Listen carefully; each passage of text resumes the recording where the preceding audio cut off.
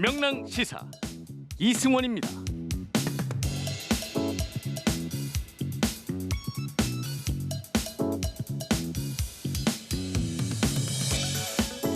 북한의 원전을 몰래 지어주려 했다는 주장이 이어지고 있습니다. 90년대부터 북미 협상을 지켜본 사람들 입장에서는 참으로 이상한 혹은 뜬금없는 주장입니다. 김영삼 정부 때인 지난 1994년 10월 북미 양국은 제네바 합의를 이끌어냈고 이때 경수로를 지어주기로 약속하고 실제 공사까지 진행됐었죠. 클린턴에서 부시로 정권이 바뀐 뒤 2002년 경수로 공사는 중단됐습니다. 이후 지난 2005년 베이징에서 열린 제4차 육자회담에서 합의된 9.19 공동선언, 아마 많은 분들이 기억하실 겁니다. 그 공동선언에는 적절한 시기에 북한에 대한 경수로 제공 문제에 대해 논의하는 데 동의했다라는 대목이 나옵니다. 평화적인 에너지 제공을 위해서 경수로가 가장 합리적이라고 당시 국제사회는 판단을 했던 거죠. 근본적으로 비핵화를 전제로 하지 않고는 원전 지원이 불가능합니다. 그런데다가 수년이나 걸리는 원전을 누군가의 표현처럼 극비리에 지을 수도 없는 노릇입니다. 정부의 탈원전 정책과 이중잣대, 그런 비난은 충분히 가능해 보입니다. 하지만 그 이상의 주장은 지난 20여 년 전에 역사를 모른 척하는 일입니다. 안녕하세요. 명랑시사 이승원입니다.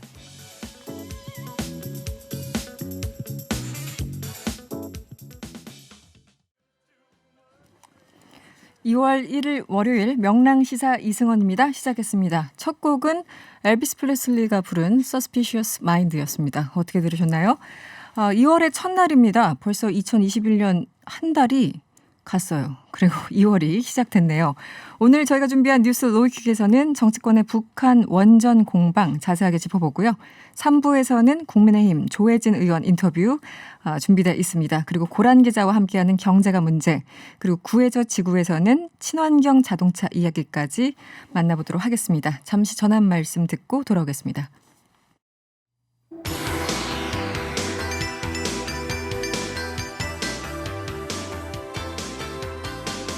낮은 자세로 바라보며 집중 타격합니다. 뉴스 로우킥.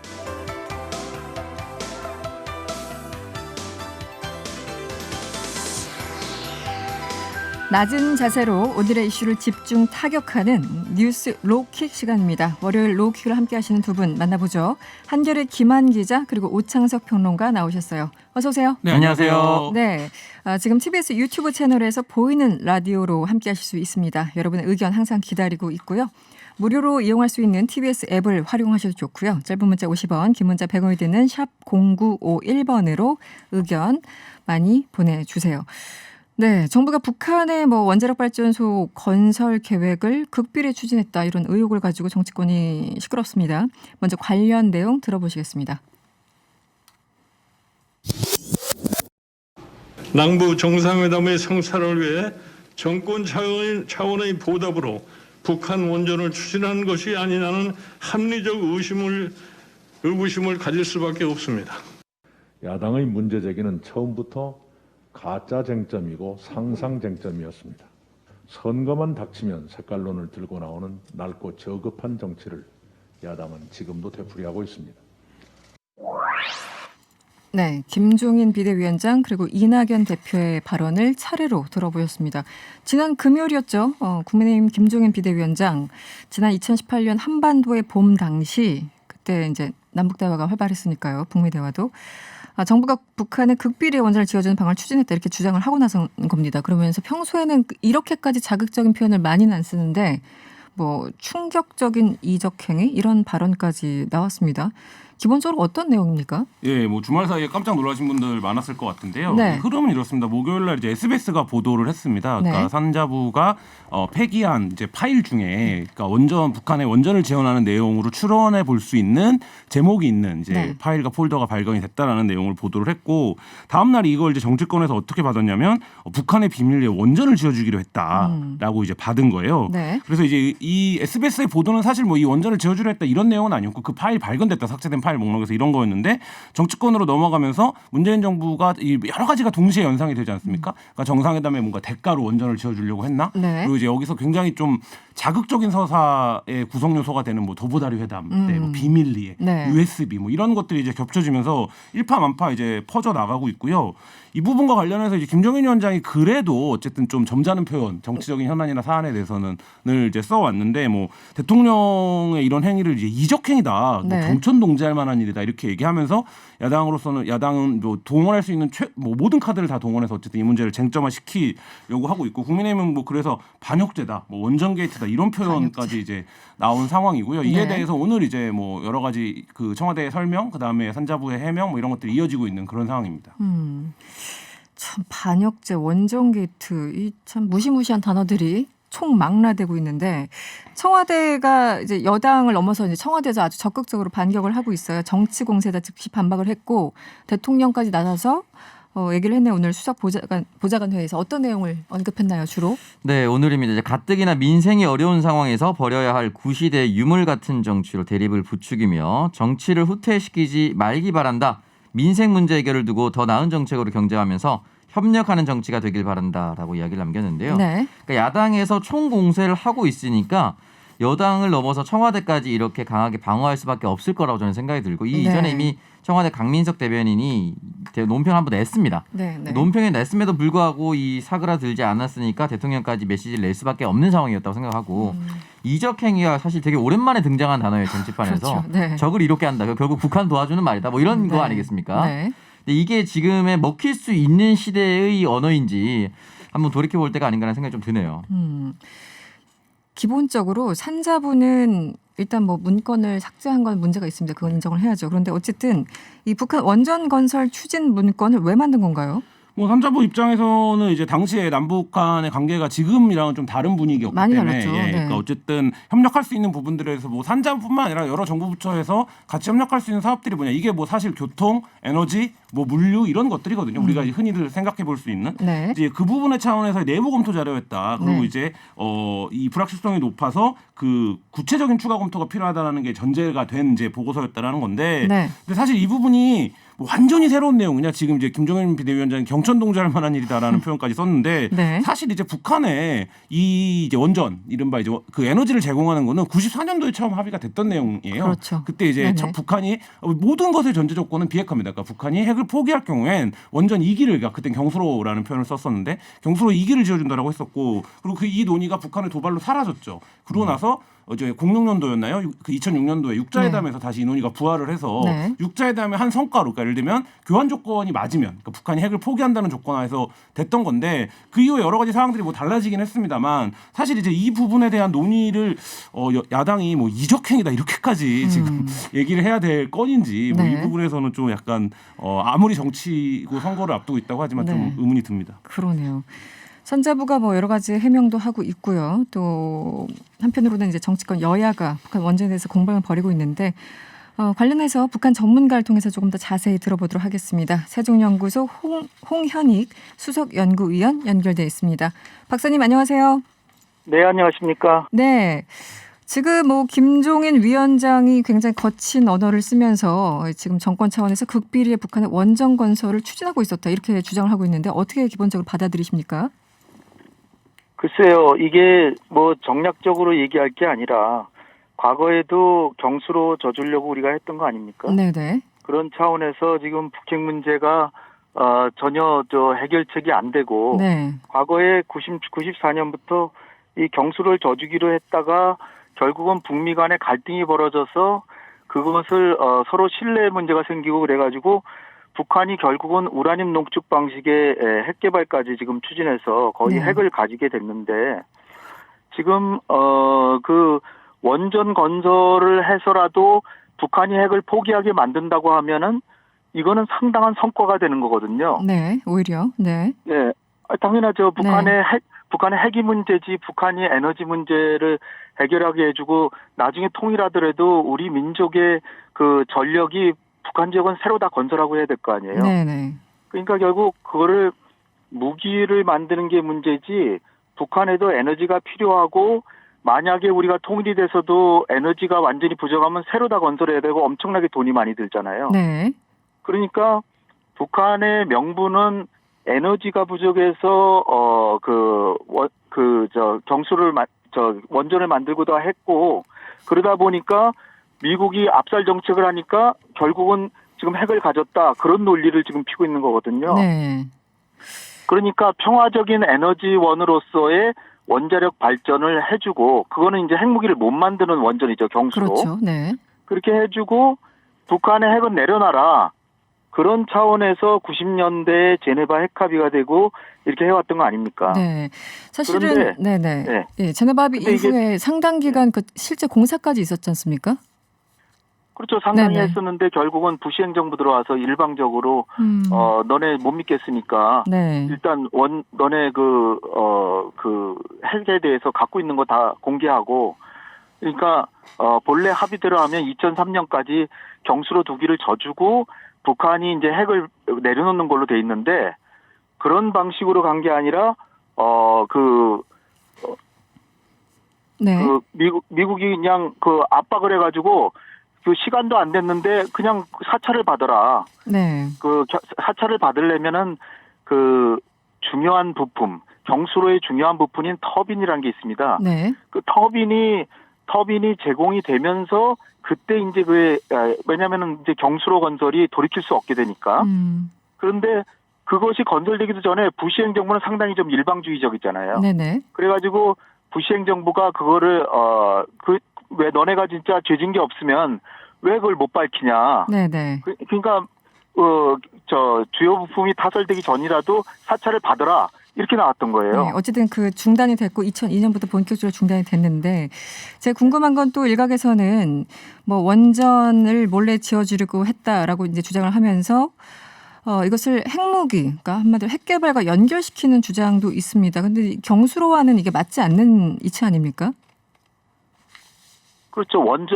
원전이라고 하는 것이 네. 반드시 핵을 만드는 게 아니라 경수로는 이걸 핵무기화하는 게 상당히 힘든 거거든요. 그렇죠. 네. 그러니까 북한이 본래 명분이 전력이 부족해서 그 원전을 만들고 전력 생산을 위해서 원자로를 만들었다니까. 네. 근데 그 원자로는 중수로가 돼가지고 거기서 그 핵을 추출할 수가 있거든요. 네. 근데 그러니까 그거는 포기하고 우리가 핵무기를 만들지 못하는 경수로를 져주겠다 심포에. 네. 네네. 그래서 그걸 포기해라 이랬는데 이게 부시 행정부가 상당히 좀 일방주의적인 성격이 있어서 북한이 진짜로 핵 의지가 없으면 아직 중요 부품이 그러니까 터빈 같은 거예요. 경수로에. 네. 그게 타설되기도 전에 그 사찰을 받아라. 그러니까 북한이 이건 약속이 제네바 핵합의에 어긋난다. 네. 그래서 안 받은 거죠. 그렇게 되니까 네. 상호 간에 오해가 생기고 불신이 생기고 미국의 국력은 북한의 거의 600배 가까이 됩니다. 우리도 지금 북한의 GDP의 한 60배 맞게 되잖아요. 네네. 근데 미국은 600배거든요. 네. 거기다 핵무기가 수천 개가 있고 그런 나라가 북한을 못 믿겠다. 너 항복해라. 이러니까 오히려 더 핵을 만들고 비신사적으로 뒷전에서 경수로가 우라늄이요? 네. 그 원자로를 통한 방식이 아니라 아예 그 핵물질인 우라늄을 농축해가지고 핵을 만든 거예요. 네, 알겠습니다. 박사님, 그 과거 김영삼 정부부터 해서 박근혜, 이명박 전 대통령 당시에도 이 북한 원전 건설을 검토했다 이렇게 정부가 반박하고 있는데 어느 정도까지 추진이 됐던 걸까요? 좀 짧게 설명해 주시면 어떨까요? 그러니까 이 경수로라고 하는 것은 네. 핵무기를 만들기 매우 어려운 아주 불가능한 건 아닙니다. 근데 매우 어려운 방식의 북한의 에너지원이 부족해서 그 원자로를 만들었다니 그렇다면 핵무기를 만들 의사는 없는 거 아니냐. 그렇다면 그 에너지원은 지원해 주겠다. 그래서 경수로를 져주고 경수로에서는 2기를 져줘도 거기서 핵무기를 만들기는 상당히 어려운 거죠. 근데 네네. 그 전기 문제는 해결이 되죠. 네네. 그러니까 그게 만들어질 때까지는 중유를 줘가지고 기름을 줘서 그걸 보충해주고 네. 완성이 되면 북한의 의혹된 그 핵무기를 만들었다라고 하는 중수로 이런 거를 다 사찰을 하고 다 없애고 그래서 북한은 평화적으로 핵을 가지지 않은 나라로서 존재하게끔 그런 합의가 이루어졌던 거죠. 근데 네. 부시 행정부가 너무 서둘다가 너는 도대체가 독재 정권이고 못 믿겠다. 알겠습니다. 그 설명 앞에서 좀 해주신 것 같고요. 네. 네. 알겠습니다. 오늘은 여기까지 듣겠습니다. 고맙습니다. 네, 감사합니다. 네, 지금까지 통일연구원 홍현익 의원이었습니다. 기본적으로 이제 원전 과거에 다 논의가 됐던 것이기도 하고 지금 약간 좀 뜬금없다는 얘기는 뭐냐면 아까 그 김한 기자가 설명했던 것처럼 이 전제가 있는 거잖아요. 북한의 완벽한 비핵화를 네. 실현해야지만 이제 대체적으로 이제 경제 발전을 위해서 에너지 지원을 해주겠고 에너지 지원을 이제 처음에는 중위로 하다가 나중에 원전 지어줄게 뭐 이제 이런 그 어떤 방법론이 이미 25년 전부터 논의됐던 건데 지금은 뭐 노트북 하나도 못 들어가잖아요. 의약품 하나도 못 들어가고. 원전 네. 팜플렛 하나 못 들어갑니다. 팜플렛 하나 못 들어간다. 제가 그 네. 거문도라는 섬에서 세군 생활했었는데 그때 이제 이명박 정권이었어요. 공식적으로 이제 대북 지원 선박이라고 쌀을 실려 날았어요. 근데 갑자기 이제 대북 제재가 들어가면서 이 모든 선박이 끊기고 진짜 쌀 한 톨 들어가기 어려운 상황이 됐고 네. 예전에 IAEA에서 핵사찰단이 나가서 북한이 핵실험을 어떻게 하고 있는지 알게 된 방법 중에 하나가 뭐였냐면 같이 가서 종이에다가 그 사찰 보고서를 쓰고 그걸 네. 밀봉을 해서 미국으로 가져오라고 했거든요. 밀봉을 해서. 네. 네. 근데 이게 핵 실험을 하고 있다는 게 알려졌습니다. 어떻게 알려졌냐? 밀봉을 풀고 종이와 그 묻혀 있는 잉크 안에서 방사능이 검출됐어요. 그 정도로 기술이 많이 발전이 돼서 사실은 미국의 사전 승인 없이 뭔가를 하기는 사실 거의 불가능합니다. 불가능하죠. 기술적으로도 네, 불가능해요.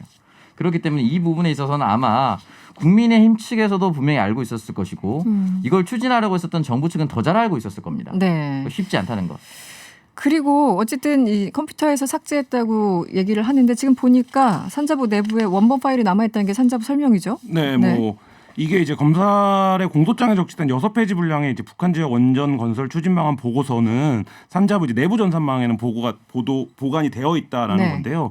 그래서 이제 이 부분에 대해서 지금 공개를 하는 방안들이 그러니까 여당 국회의원들을 통해서 검토가 되고 있다라는 얘기가 나오고 있고 사실 이제 이 모든 어떤 정치적 상상력이 발휘된 이유는 그 파일을 왜 삭제했냐. 네. 그러니까 그 파일을 삭제했기 때문에 지금 이제 오히려 문제가 더 커지는. 예, 야당의 공세가 전혀 이제 모양새가 앞뒤가 맞지 않는데 그럼에도 불구하고 이게 뭔가 그럴싸한 문제 제기인 것처럼 사람들이 느껴지는 이유는 뭔가 구린 구석이 있으니까 지운 거 아니겠냐. 뭐 이런 거죠. 그러니까 뭐 그래서 야당 의원은 감사원도 보면 안 되기 때문에 지었던 거 아니냐. 그만큼 이제 네. 그게 오히려 극비리를 뒷받침하는 증거가 아니냐. 뭐 이렇게 이제 설명하기도 하는데 산자부와 청와대가 이 부분에 있어서 책임 있는 해명 그리고 이제 성역 없는 수사에 임한다면 사실 이제 그 의혹만 해소되면 사실 이거는 이제 오늘 이제 저희 한겨레 신문에서도 그런 표현을 썼는데 사실 전형적인 가짜 쟁점이에요. 네, 그러니까 이게 가짜 쟁점. 쟁점이 될 수 네. 없는 거고 설령 만에 하나 그 북한의 원전을 지어주는 방안을 정책적으로 검토했다라고 치더라도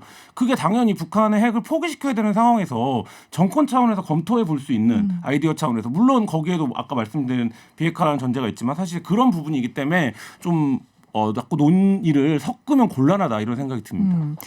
그리고 지난 2008년 예전에 또 사실은 거슬러 올라가면 그 박근혜 전 대통령 당시 갑자기 이제 신년 기자회견이었습니까? 통일 대박하면서 막 통일 관련 뭐 위원회 설치하고 그때도 네, 맞아요. 엄청난 기사들이 쏟아졌고 또 한 차례 지난 2018년 도보다리 회담 이후에도 그때 뭐 보수 정권, 진보 정권 뭐 할 것 그 보수 진보 그 언론 무관하게 많은 이슈들이 터져 나왔었죠. 네. 그때 보면은 당시 보수 언론 18년 기준 북한의 원전 지어주자 이런 적극적인 주장을 내놓기도 했었는데요. 네, 네네. 뭐 중앙일보 논설위원이죠. 전영기 논설위원이 2018년 5월 칼럼에서 북한의 심장을 한국형 원전이 뛰게 할 때 진짜 평화가 온다라고 얘기를 하면서 제목이 이겁니까? 네, 그러니까 애초에 우리나라 원전을 북한으로 보내야 한다라고 이야기를 하는 거죠. 네, 그러니까 북한의 네. 산업 자체를 북한의 심장이라고 표현하는 것 같은데 이걸 한국형 원전을 도와줘야 된다고 얘기를 했었고 네.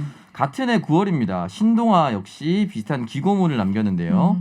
북한 산림보건 원전 건설이 답이라고 이야기를 했습니다. 네. 제목 자체에 모든 게 들어가 있어요. 북한의 산림 황폐화는 에너지 부족에 기인했다. 네, 네. 그렇기 때문에 이 산림을 복원하기 위해서는 소규모 원전 건설이 대안일 수 있다라고 이야기를 남겼습니다. 이 부분에 대해서는 말씀하셨다시피 오랜 동안 얘기를 했었던 것이고 지금 이제 외교통상부 제2차관이었던 MB 정권의 천영우 차관이 이제 본인 스스로 얘기를 했었는데 네. 핵 동결이 완벽하게 되고 난 이후의 전력 수급을 이제 원전을 통해서 도와주자라는 얘기는 너무나도 오래됐었던 것이고 네. 통일 이후에 이런 원전 단계에 건설한다는 얘기는 얼마든지 할 수 있다라고 이야기를 했었거든요. 그렇기 때문에 이 부분에 대해서 원전을 지어주자라는 얘기 자체로 초점을 몰아가면은 지난 과거의 사례가 너무나도 많이 나오고 있습니다. 네. 그렇죠. 네. 그러니까 이 경수로 같은 경우는 이 재처리를 그러니까 플루토늄 이제 그 핵 무기를 개발하기 위해서는 플루토늄이 필요하고 플루토늄을 위해서는 핵 연료봉 재처리를 이제 가능해야 되는데 경수로는 기술적으로 굉장히 힘들어요. 뭔가 그 공장 자체를 완전히 멈추고 1년에 한 번 이제 그 핵 연료봉을 빼서 재처리해야 되는 상황. 근데 중수로는 기계를 멈추지 않고 언제든지 빼낼 수 있다고 합니다. 그러니까 몰래 하기가 굉장히 쉽죠. 그래서 그때 국제사회가 육자회담을 통해서도 역시 경수로를 지원하는 게 가장 안전하게 평화적인 에너지를 사용할 수 있으니까 그렇게 결론을 내고 지원을 하자고 결론을 낸 건데 지금 약간 교묘하게 섞고 있어요. 이게 핵 무기 개발과 직결되는 것이다. 이런 식의 어떤 주장들이 야당에서 나오니까 이 핵 전문가들은 여기에 대해서 좀 황당해하는 그런 상황이기도 하죠. 어쨌든 이 지금 보수 진영과 이 3년 전 그 보수 진영과의 어떤 그 논조나 이런 것들은 매우 달라졌네요. 그러니까 뭐 보수 언론이 3년 전에 그런 주장을 했던 것과 보수 정당이 지금 그래서 그거를 입장을 같이 안 한다라고 해서 비판받을 이유는 사실 없다고 생각을 합니다. 그러니까 예를 들면 언론과 정당은 다른 거기 때문에. 네네. 근데 이런 거죠. 그러니까 보수 정당이 뭐 보수정당이든 야권이든 이 부분에 대한 문제 제기를 하려면 적합한 수위라는 게 존재하는데 그 수위는 지금까지 드러난 건 산자부가 그 파일들을 왜 삭제했냐, 그리고 감사원의 감사를 앞두고 급하게 삭제해야 될 이유가 뭐였냐, 이 부분인 거예요. 그러니까 그 부분에 대해서는 야당이 충분히 문제 제기를 할 수 있고 정부가 해명을 해야 된다고 생각합니다. 근데 거기에 북한 원전과 관련된 어떤 보고서들이 있다면 그 부분에 대한 문제 제기를 하고 싶으면 예를 들면 지금 여러 가지 뭐 NPT를 탈퇴해서 도저히 할 수가 없고 유엔 제재 기관이고 미국의 원천 기술이 있고 뭐 등등등이 있는데 그럼에도 불구하고 우리 정부가 우리 정부 차원에서의 보고나 논의를 넘어서서 비밀리에 북한과 그 부분에 대해서 무슨 논의를 했다든지 아니면 지원 방안을 어떻게든 우리가 찾아보겠다라고 뭐 약속을 해줬다든지 이면 합의가 있었다든지 뭐 이런 부분들이 나와야 되는 거예요. 근데 사실 이제 그 부분과 관련해서 청와대는 명확하게 아니라고 얘기를 하고 있고 뭐 이런 상황이기 때문에 근데 여기다 대고 너무 지금 그러니까 말하자면 갖고 있는 어떤 패나 근거에 비해서는 너무 높은 수위의 그 공격을 하고 있고 이게 이제 뭐 다른 이유로는 잘 설명이 안 되고 선거가 다가왔다. 뭐 이거 외에는 사실 이제 좀 이해하기 힘든 이제 그런 수위로 수위입니다. 이게 결국은 실수로 이어지거든요. 이적 행위가 아니라고 드러날 가능성이 높은데 지금 오늘 초선 31명이 모여서 정부 여당을 향해서 집단적 조현병이 의심된다라고 해서 조현병 관련자들이 또 항의를 하는 사태가 벌어졌어요. 그러니까 이거는 이어지면 이어질수록 이제 업되면 업될수록 실수할 수밖에 없어요. 그렇죠. 말이 거칠어지고. 말이 거칠어질 수밖에 없기 때문에 좀 자중해서 이게 진짜 포인트가 무엇인지 다시 한번 전열을 가다듬을 때라고 봅니다. 알겠습니다. 문자 주셨네요. 네오 1004번님. 네오 천사입니까? 네. 정치가 좀 품이 있어지면 안 되는 건가? 시대가 어느 때인데 북풍인가요? 이런 문자 주셨고 0884번님. 그래도 한국에서 탈원전하고 북한에 원전 짓자고 하면 안 되죠. 그러니까요. 그 이중잣대에 대해서는 충분히 비판할 수 있다고 봅니다. 네, 좋은 의견 감사하고요. 손 5050. 손50. 숫자로 5050. 물론 국가안보는 최우선입니다. 하지만 또다시 빨갱이 논리인가요? 우습네요. 이렇게 문자 주셨어요. 또 힘으로님은 핵을 포기 안 하는데 왜 지원을 합니까? 그 돈으로 가난한 사람 도웁시다. 네, 그래야죠. 핵을 포기하기 전까지는 어떤 것도 지원하지 않겠다라는 게 국제사회의 지금까지 스탠스인 것 같습니다. 여러 의견 감사드리고요. 다음 이슈 넘어가 보죠. 임시국회가 오늘 시작됐습니다. 사법농단 개입 의혹을 받고 있는 임성근 부장판사 예상대로 국회에서 탄핵 소추안이 발의됐습니다. 앞으로 이제 과정들을 좀 짧게 설명해 주시면 어떨까요? 탄핵 소추안이 발의되면 첫 본회의에서 국회의장이 이제 보고를 합니다. 그리고 24시간 이후부터는 72시간 이내, 그러니까 3일 이내에 무기명 투표로 표결을 해야 되고요. 지금 이제 일정상으로 보면 2일 본회의에 보고가 될 것으로 보이고요. 이렇게 되면 이제 4일에 그 표결이 이루어질 것으로 예상이 됩니다. 네, 4일에. 기본적으로 그 의결 정족수가 151명이니까 충분한 거고. 그런데 민주당에서 이제 빠지신 분들도 계세요. 이건 뭐 당론이 아니어서 그런 건가요? 당론 채택을 안 한 것 같은데요. 무기명 투표했을 때 결과가 어떻게 될지는 잘 모르겠는데 굳이 이 시점에 와서 할 필요가 있느냐라고 생각하는 의원들도 있는 것 같아요. 어쩌면 그 소위 말하는 실효가 없다 이런 것 때문에요. 실질적으로 득점될 것이 없다라고 생각하는 것들도 있는데 중요한 거는 이제 이 161명이 했었던 이유겠죠. 161명이 하는 이유는 사상 첫 판사에 대한 이 탄핵 소추안은 판사도 국민이 견제할 수 있다. 그러니까 국민이 선출한 입법부의 권력에 의해서 견제받을 수 있다 이거거든요. 그리고 개인이 아니라 판사는 다른 판결에 영향을 미칩니다. 그러니까 개인 민생과 개인의 미래에 영향을 미치기 때문에 더 엄중하게 다가가야 되거든요. 그래서 이 부분에 있어서 글쎄요, 탄핵이 퇴직보다 빠를지 늦을지 잘 모르겠지만 이 부분에 있어서 분명히 1심 무죄가 나왔을 때 위헌적 요소가 있다라고 얘기를 했습니다. 네. 그리고 뭐 위헌적. 빨간패를 들고 와서 일일이 판결문에 대해서 개입한 것이 있기 때문에 이 부분은 잘못됐다라고 사인을 명확하게 줄 필요는 저는 있다고 봅니다. 그 이탄희 의원이 이제 추진하고 결국은 161명이 동의해서 발의를 한 건데 이게 앞으로 절차가 헌재로 넘어가더라도 이분이 이번 달에 내 그 퇴직한다며요. 네. 그러면 어떻게 되는 건가요? 그 기술적으로는? 뭐 기술적으로 여러 가지 가능성들이 있어서 네. 뭐라고 얘기하긴 힘든데요. 그러니까 뭐가 이 코스밖에 없다 이렇게 얘기할 수는 사실 없는데 전례도 없으니까 좀 예. 어렵긴 해요. 헌재 네. 입장에서는 만약에 이분이 퇴임을 해버리면 네. 형식적인 요건을 갖추지 못했다고 생각해서 각하할 가능성도 있습니다. 그러니까 2월 달 안에 이분이 퇴임하기 전에 뭔가 하면은 괜찮겠지만 네, 그 그렇죠. 이후에 퇴임을 하면 헌재 입장에서는 우리가 이걸 해보려고 했는데 이 사람이 실제로 이제 지금 현직이 아니기 때문에 퇴임을 이미 했기 때문에 우리가 논의할 사안은 아니다. 의미 없다. 이렇게 이제 판단을 할 수가 있는데 우리가 뭐 그동안 헌재에서 결정이 나는 과정들이 꽤 오래 걸렸다라는 오래 걸 다 걸렸죠. 알고 있잖아요. 네. 그러니까 사실 이제 그 가능성이 하나 있고요. 그게 아니라고 한다면 지금 이제 말씀하신 것처럼 판사에 대한 이제 국회의원들이 어쨌든 국민의 의사, 민의를 대변한다라고 했을 때 그 이들이 퇴직을 앞두고 있음에도 불구하고 탄핵을 선택한 취지를 살려서 헌재가 판단을 한다면 네. 퇴임을 하더라도 이거에 대한 어떤 헌재 의견을 낼 가능성도 있고, 그러니까 요 사이에서 지금 좀 선택지가 있고요. 뭐 현실적으로 2월 안에 헌재가 뭔가를 결정하는 거는 물리적으로 힘들어 시간이 좀 보인다. 부족해 보입니다. 국민의힘에서는요, 이제 기본적으로 반대하는 입장 같고요. 대법원장 탄핵 카드로 맞서겠다 이런 입장이에요. 이건 어떤 상황인가요? 주호영 의원이 이제 김명수 대법원장에 대한 탄핵 소추를 발의하겠다라고 얘기를 하면서 네. 그 대법원장에 대한 소추 발의 이유에 대해서 사법부의 독립과 중립을 훼손하고 방치한 책임을 피할 수 없다라고 하면서 이 대법원장 관련 탄핵 자료를 모으고 있다는데 중요한 건 이제 방치한 책임이라고 하는 거죠. 이 부분에 대해서 어느 정도 국회가 움직였을 때 견제를 하라 이런 뜻이었던 것 같은데 네. 사실은 글쎄 김명수 대법원장 입장에서도 굉장히 난감한 상황이에요. 일단은 임성근 판사만 탄핵소추 발의된 이유가 같이 올라가서 이동근 판사 사표가 수리가 돼버렸어요. 그 사이에 사표 수리하는 걸 보류시킬 수 있는 권한이 네네. 대법원장한테 있었음에도 불구하고 일단 하진 네. 않았죠. 네. 그리고 남은 기간을 어떻게 자기가 막아서는 것도 되게 이상하지 않아요? 좀 이 사람이 그렇지. 위헌적 요소가 네. 있었다라고 판결이 나온 사람을 네. 대법원장이라고 해서 만약에 막는다라면 제 식구 감싸기로 보입니다. 그러면 더 탄핵을 해야 할 이유가 생길 수가 있는 거예요. 그러니까 사실 이러지도 못하고 저러지도 못하는 상황이었는데 이 부분에 대해서 어쨌든 적극적으로 막지 않았다라는 그런 이유를 들어서 지금 국민의힘 측에서는 탄핵하겠다라고 얘기를 하고 있는 것 같습니다. 네, 좀 맞불 작전처럼 보이네요. 그러니까 사실 네. 이 부분이 제일 우려스러운 부분이었는데요. 아까 네. 고창석 평론가가 말씀하신 것처럼 이제 법관에 대한 직접적인 시민적 통제 이런 부분에서 의미가 있다면 지금 이제 뻔히 그 야당이 이런 카드를 쓸 거기 때문에 이러면 어떻게 되냐면 사법 자체가 정치화되는 우려가 또 동시에 있습니다. 그렇기 때문에 사실 이게 이제 뭐 그래서 전례가 없었던 건지 뭐 어떤 건지는 뭐 따져봐야겠지만 네. 사실 이제 굉장히 좀 신중하게 접근을 해야 되고 여권 입장에서도 이제 대통령의 신년기자회견이나 여러 가지를 통해서 이제 지금까지 끌어왔던 어떤 검찰 개혁을 중심으로 짜여졌던 진영에서 벗어나서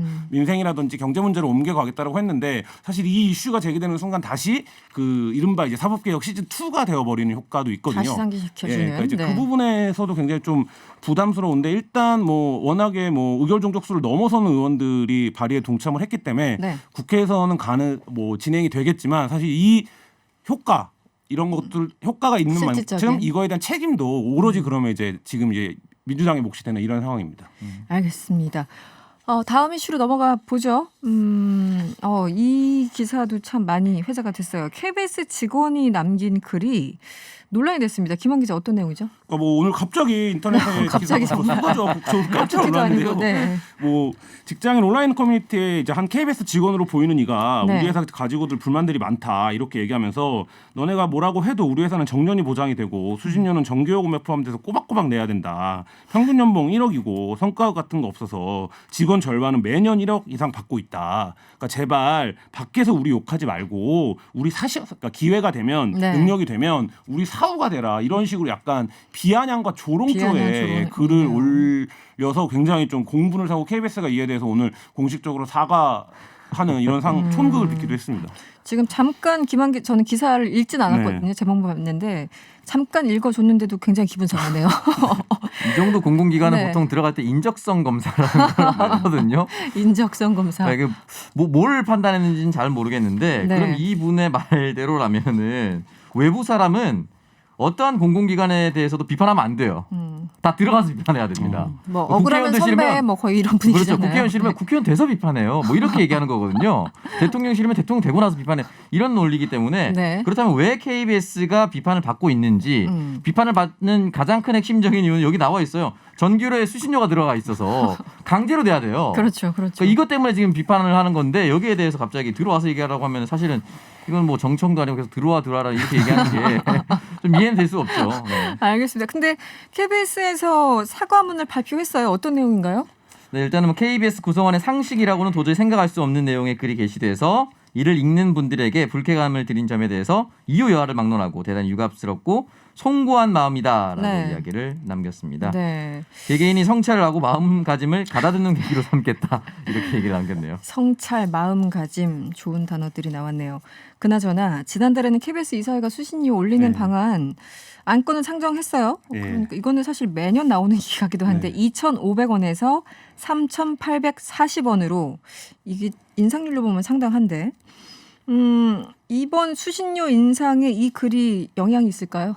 결정적 영향이 저는 사실상 물 건너갔다고 보는데요. 사실상 이런 글이 없고 굉장히 이 코너 엑스맨. 제목이 이제 로우가 들어가는데 네. KBS가 굉장히 로우하게 나와도 사실 이게 안 받아들여집니다. 그러니까 스스로도 41년 만이라고 그러니까 41년 동안 이 논의가 안 된 거예요. 그러니까 사람들이 이걸 올려줄 생각이 없어요. 근데 이걸 올려주려면 사람들이 객관적으로 보기에 아 그래 여러 방송들이 있지만 공영방송 하나 정도는 우리가 돈을 들여서 공적으로 가질 필요가 있지 이 부분에 대한 공감대가 있어야 돼요. 근데 이거는 어떻게 해야 되냐면 BBC나 외국의 여러 공영방송들은 민영방송들과 확연히 다른 채널 컬러를 갖고 있거든요. 그렇죠. 질도 우리- 아예 다르죠. 네, 우리 네네. KBS 어떻습니까? 매일 막장 드라마 하고 예능은 다 저지 다 되고 있고 네, 뭐 김한 트로트 따라하고 기자의 있고 개인 그다음에 의견이었습니다. 똑같이 이제 말하자면 제작사들한테 갑질하고 막 네. 뭐 네. 임금 못 주고 뭐 이런 상황이란 말이죠. 그러니까 이런 구조에서는 국민적 동의를 얻기 어려운데 지금 이 안에 있는 사람들은 60%가 1억을 받는다라는 지역에 나오니까 아니다 우리 46.4%밖에 안 된다 이런 이제 해명을 하고 있는 상황이기 때문에 더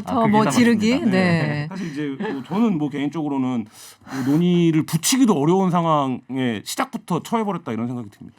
이 직원 참 난감한 상황이 됐네요. 0484번님 그 직원 찾아서 징계 내려야 하는 거 아닙니까? 그분 때문에 수신료 인상 물 건너 갔는데 이분 아예 단정을 하셨어요. 7844번님 역시 KBS보단 TBS지. 앞뒤 맥락은 모르겠으나 일단 좋은 말로 이해를 저희 하겠습니다. KBS보다 TBS지. 매우 감사합니다. 이런 문자. 네, 뉴스로킥은 오늘 여기서 마무리를 하겠습니다. 한결의 김한 기자 그리고 오창석 시사평론가와 함께했습니다. 오늘 고맙습니다. 감사합니다.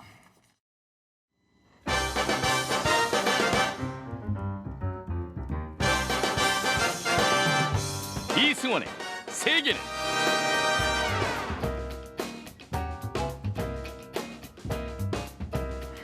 세계 곳곳의 소식들을 전달해드리는 세계는 시간입니다. 뉴스포터 신혜리 기자 연결돼 있어요. 안녕하세요.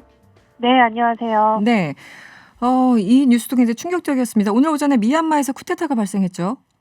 네, 미얀마의 실권자인 아웅산 수치가 국가 고문이죠, 지금. 군부에 의해서 구금됐습니다. 네, 지금 윈민 대통령도 같이 구금이 됐는데요.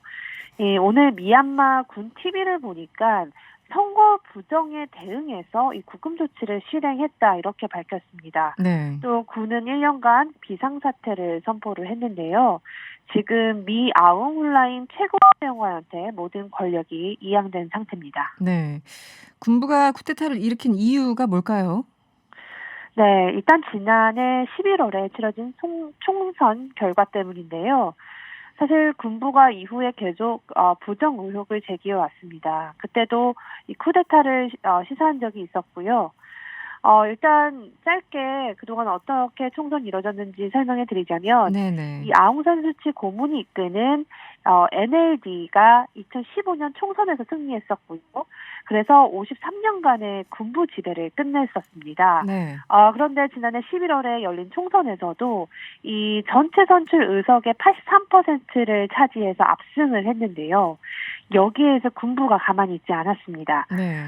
선거 직후 한 3,700만 명에 달하는 이 유권자 명부와 본인들이 주장하는 실제 투표를 던진 860만 명 이라고 이야기하면서 이게 너무나 큰 차이가 난다라면서요. 이 아웅산 수치가 조작했다고 사실 주장을 하며 이 쿠데타를 계속 거론을 해왔거든요. 네. 그러면서 특정 상황이 되면 이 헌법도 폐지할 수 있다라고까지 말했습니다.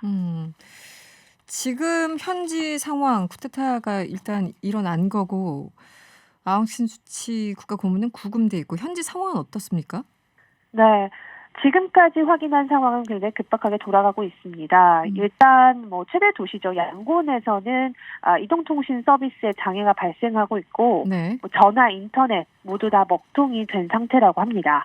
특히 양곤에 위치한 이 시청 청사 바깥에는요 군인들이 배치된 상황이고요. 지금 이런 상황이 이제 비상사태를 선포했기 때문에 계속 이어질 거로 보이는데요.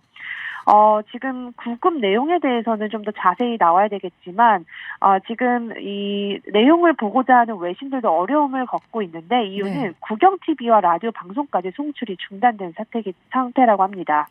아까 전에도 인터넷과 전화 끊겼다고 했잖아요. 그래서 네네. 외신들도 굉장히 취재에 어려움을 겪고 있고요. 지금 미얀마는요, 여전히 군부의 입김이 굉장히 센 상태입니다. 그렇죠. 네. 군부 정권 당시 제정된 헌법에 따라서 이 군부가 여전히 상하원 의석의 25%를 할당을 받았고요. 지금 뭐 내무, 국방, 국경 경비 이런 아주 중요한 부처 수장도 모두 다 군 쪽에서 맡고 있어서 막강한 권력을 쥐고 있습니다. 네. 미얀마 현지에 우리 교민들도 계실 텐데 상황 파악이 된 게 좀 있을까요? 지금 굉장히 어려워 보이는데요. 네. 일단 현재 체류 중인 교민과 경제인들의 발이 묶인 것으로 일단 확인이 됐습니다. 네. 외교부에 따르면 일단 미얀마 양곤에서 인천으로 향하는 대한항공 편이 취소된 것으로 확인이 됐고요. 이 해당 편에는 130여 명 정도가 탑승 예정이었는데 지금 공항이 폐쇄가 됐기 때문에 귀국길이 막혔습니다. 지금 현지에 머물고 있는 교민이 대략 4,000명 정도로 파악이 되고 있는데요. 네. 지금 우리 기업이 미얀마의 대형 가스전을 운영하고 또 경제 교류가 계속 확대되는 추세여서 적지 않은 타격이 예상이 됩니다. 지금 외교부는 일단 교민의 안전과 귀국이 필요한 사람들을 우선으로 수송하는 그런 대책을 논의하고 있는 것으로 알려졌습니다. 네. 다른 나라들은 그 미얀마 사태를 어떻게 보고 있는지 참 이 아웅산 수치에 대해서도 여러 가지 평가들이 있었는데요. 지금 어떻습니까? 네, 지금 곳곳에서 이제 목소리를 내고 있습니다. 일단 미국, 호주 이런 나라들이 지금 군부의 법치주의를 존중하라 촉구하고 있는데요. 일단 미국이 가장 강하게 이야기를 하고 있습니다. 이 백악관 대변인이 성명을 냈습니다. 여기서 우리는 미얀마 민주주의 제도의 강력한 지지를 계속 이어나갈 것이다라고 밝혔고요. 또 수치 고문을 포함해서 구금된 인사들의 석방을 촉구했습니다. 네. 그리고 미국은 또 최근 선거 결과를 뒤집거나 미얀마 민주주의로의 그 이행을 지연시키는 어떠한 시도에도 반대한다 입장을 표명하면서요. 지금 상황이 철회되지 않으면 조치를 취할 거다 이렇게 강력히 경고했고요. 네. 지금 바이든 대통령도 이와 관련해서 보고를 받고 상의를 하고 있다 이런 외신들의 보도가 나오고 있습니다. 네. 또 유엔도 이야기를 했습니다. 사무총장이 이날 수치 고문들의 그 구금 조치에 대해서 강력히 비난을 했습니다. 또 군부에 대해서는 국민의 의사를 존중하라, 민주적 규범을 준수하라라고 이야기를 했고요. 평화로운 대화를 통해서 견해차를 해소할 수 있도록 해야 한다 이렇게 촉구를 하고 있고요. 호주도 지금 군부 조치를 굉장히 많이 비난을 하고 있고 네. 한 가지 재미있는 건 일본은 좀 조용했다가 뒤늦게 이 사태를 해결을 해라라고 촉구하고 있고요. 그 한 가지는 또 태국은 미얀마 사태에 대해서 좀 선을 긋는 상태입니다. 미얀마는 이제 국내 문제다. 우리가 관여할 건 없다. 이렇게 하고 있는데요. 사실 태국도 지금 미얀마 비슷한 상황입니다. 태국 내에서도 이 반정부 시위가 확산되고 있죠. 네네. 그래서 얼마 전에는 이 왕실을 모독했다는 혐의로 여성 공무원한테 징역 43년을 구형하는 사건이 있었는데요. 네네. 지금 미얀마 사태와 별반 다름없는 모습을 보이고 있기 때문에 좀 소극적인 대응을 하고 있는 것 같습니다. 네. 미국 정부에서 조치를 취할 것이다라고 강력하게 경고했는데 어떤 조치가 나올지 조금은 지켜봐야 되겠네요. 네, 오늘 말씀은 여기까지 듣겠습니다. 고맙습니다. 감사합니다. 네, 지금까지 신혜리 기자였고요. 4433번님, 명랑시사하는 바가 있어 살아 숨쉬고 있습니다. 시사하는 바가 살아 숨쉬고 있습니다. 파이팅 하십시오. 이렇게 칭찬 문자 주셨어요. 그리고 4481번님 몸짱으로 거듭난 오창석 평론가님 아나운서 출신이라 그런지 목소리도 좋고 전달력 최고네요. 잘 듣고 있습니다. 이런 글 함께해 주셨습니다. 감사드리고요. 3부에 국민의힘 조혜진 의원 인터뷰 예정돼 있습니다. 잠시 뒤에 돌아오겠습니다. 이승원입니다. 이승원입니다. 명랑시사 이승원입니다. 이승원입니다. 명랑 이승원입니다. 이승원입니다. 명랑시사 이승원입니다. 명랑시사 이승원입니다.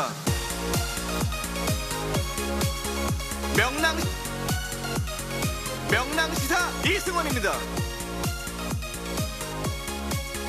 명랑 이승원입니다. 명랑시사 이승원입니다. 2월 첫날이죠. 오늘부터는 3부 시작할 때 잠깐 쉬어가는 시간으로 편한 노래 하나씩 들려드릴까 합니다.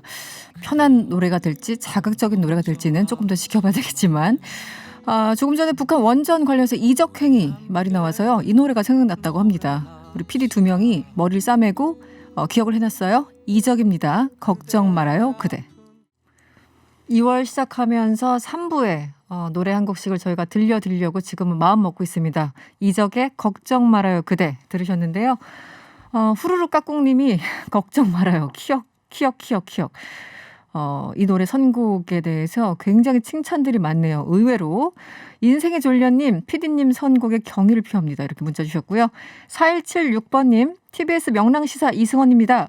남편은 신문을 보는데요. 저는 라디오로 더 빠르게 시접하고 있어요. 코로나 조심하시고 감사합니다. 이렇게 또 명랑한 문자를 주셨습니다. 너무너무 감사드립니다. 남편분께서 보시는 신문보다 저 명랑시사가 조금 더 빠를 겁니다. 네. 이 시각 교통정보 듣고 오겠습니다. TBS 정보센터 김미정 리포터.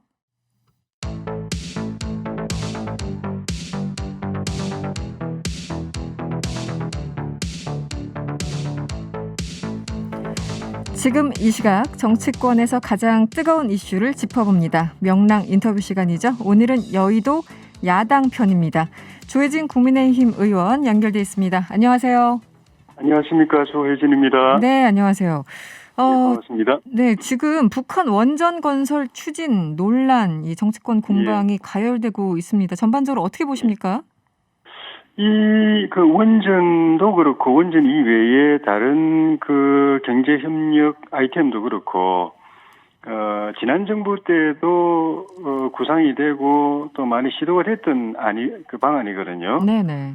근데 이제 지금 이게 문제가 되고 많은 국민들에게 이 좀 충격도 주고 이렇게 되는 거는 우리가 얼마 전에 북한 노동당 8차 대회에서 봤던 것처럼 미북 정상회담 또 남북 정상회담을 하던 한 3년여 동안에도 북한이 비핵화는커녕 거꾸로 핵을 더 고도화하고 경량화하고 우리 남한을 겨냥한 핵 전술핵까지도 개발에 박차를 가하고 그거를 우리 땅에 떨어뜨릴 수 있는 미사일도 개발하고 이런 상황에서 북한의 핵 능력을 강화시켜 줄 수 있는 그런 그 구상이 추진이 됐다는데 이제 많은 사람들이 좀 충격도 받고 또 염려도 하고 하는 것이고요. 두 번째는 문재인 정부 들어서자마자 국민들이 다수가 반대한데도 불구하고 우리가 그동안에 피땀 흘려서 쌓아놓은 이런 원전 경쟁력, 세계적인 원전 경쟁력을 완전히 무력화하는 사업을 추진하면서 거꾸로 북한한테는 그런 능력을 키워주는 정책을 구상했다는 그 점이 또 이제 문제가 되고 그러다 보니까 이거를 공개적으로 투명하게 진행을 안 하고 무슨 그 공작하듯이 그렇게 진행을 하고 또 감사원 감사로 문제가 될 것 같으니까 또 다 그냥 몰래 다 지워버리고 그래서 지금 그 지운 사람들이 형사처벌을 받는 그런 상황에 또 가고 있고 이런 것 때문에 네. 문제가 되고 있습니다. 근데 기본적으로 의원님 뭐 더 잘 아시겠지만 그 94년 제네바 합의부터 2005년 9.19 공동선언 쭉쭉 하면서 이 경수로 지원, 경수로는 실제 캐도를 구성해가지고 공사도 상당 부분 진행됐었잖아요. 그랬었죠. 그 당시 북미 간의 클린턴 정부 그리고 그 이후에 6개국이 합의한 내용은 평화적인 핵 개발을 이용하기 위해서는 경수로 지원이 가장 안정적이다라는 어떤 판단 하에 그렇게 결정을 내린 거지 않습니까? 그런데 지금 말씀하시는 그렇죠. 거는 그 핵 예. 개발, 핵 무기와 연관시키는 건 조금 무리가 있지 않을까 싶어서요. 어쨌든 이것도 핵 능력 중에 한 부분이니까요. 핵 발전 능력이니까.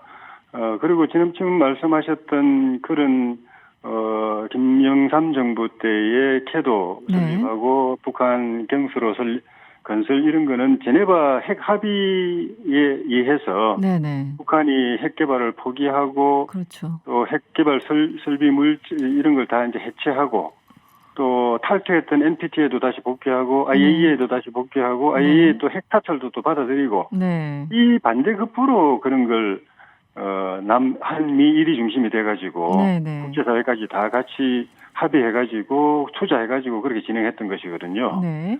지금은 완전히 그 반대되는 상황에서 이런 일이 진행됐다는 데 문제가 있는 거죠.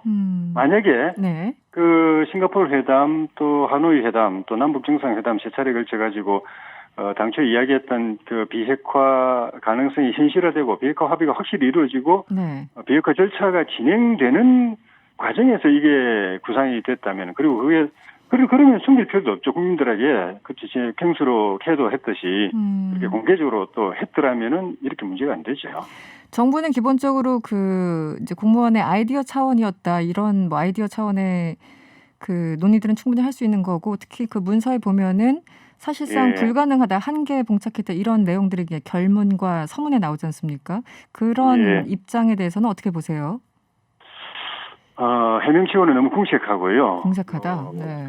그냥 당당하게 솔직하게 이야기하시는 게 훨씬 더 국민들이 납득하기 좋을 거라고 생각이 듭니다.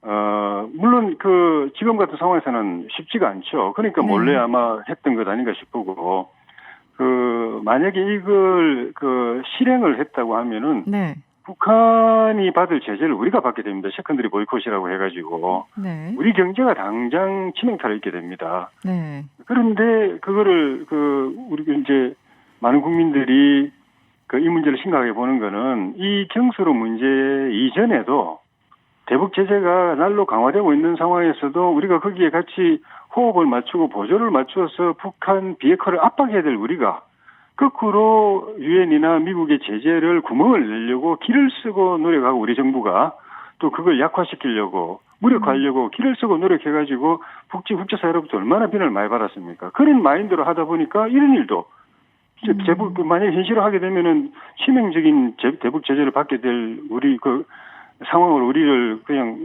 노출시킬 수도 있는 위험 상황에 노출시킬 수도 있는 네. 이런 일까지 추진했던 것 아닌가. 의원님 이 이제 보고서가 작성된 거는 2018년 예. 5월 경이죠. 그러니까 4월 예. 남북 정상회담 이후였고 시기가 그때는 좀 봄날의 기운이 있었던 시기인데다가 사실은 그냥 일반적으로 봤을 때 원정 같은 걸 몰래 지어주는 것 자체는 굉장히 좀 어려운 일 아닌가요? 불가능하죠. 네, 다 네. 알죠. 세상에 알게 되니까 실행 단계에 대해서는 가게 되면 알게 되기 때문에 그때는 몰래 준비를 하고 비핵화가, 있었다. 예. 비핵화가 안 되는 상황에서 그걸 밀어붙이면은 다 바로 우리가 제재를 받게 되기 때문에 어려운 일이죠. 중요한 거는 비핵화를 추진하고 진행시키고 네. 진전시켜 가지고 북한과 비핵화 합의가 이루어지고 사찰 받아들이고 그다음에 하나씩 핵시설 갖다가 이렇게 철폐해 가면서 이거를 같이 논의를 했으면은 지금처럼 이렇게 문제는 안 됐을 거라고 봐요. 근데 우리가 완전히 속았잖아요. 북한한테 지난 3년 동안 비핵화 말만 한 번 딱 했을 뿐이고 그것도 북한 비핵화도 아니고 한반도 비핵화라고 우리까지 끌어들여 가지고 그렇게 북한이 통상적으로 쓰는 그런 기만 용어를 그냥 비핵화가 다 된 것 같이 대표적으로 대통령 안보실장을 지낸 정의용 실장 같은 경우 김정은 위원장 만나와가지고 문재인 대통령한테 확실하게 비핵화할 의지를 확인했습니다 이러고 그러니까 대통령께서 그럼 트럼프 대통령한테 가서도 전달해가지고 미국 정상회담 한번 주선해보시오 해가지고 트럼프한테 달려가가지고 또 똑같이 이야기하고 그래가지고 진짜 김정은 위원장이 비핵화 폐기할 의사가 있는 줄 알고 국제사회가 그 쇼에 놀아놨던 거 아닙니까? 그 시간 동안에 저희들은 북한 쪽은 핵무기를 고도화해가지고 정말 네. 우리가 북한이 설마 그렇게까지 할 능력이 있을까라고 생각했던 것까지 다 만들어가지고 지금 우리를 위협하고 있지 않습니까? 알겠습니다. 기본적으로 예. 이 뭐 북한의 비핵화 의지에 대해서는 여러 가지 논란이 있으니까 거기까지는 안 나가겠습니다, 의원님. 예,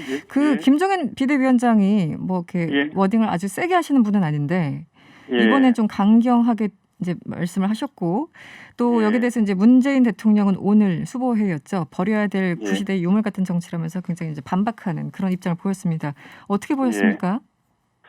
그 산업부 실무자 차원의 아이디어라는 해명이나 또 문 대통령께서 이런 식으로 감정적으로 그 일축하시는 대응 방식이나 다 비슷해요.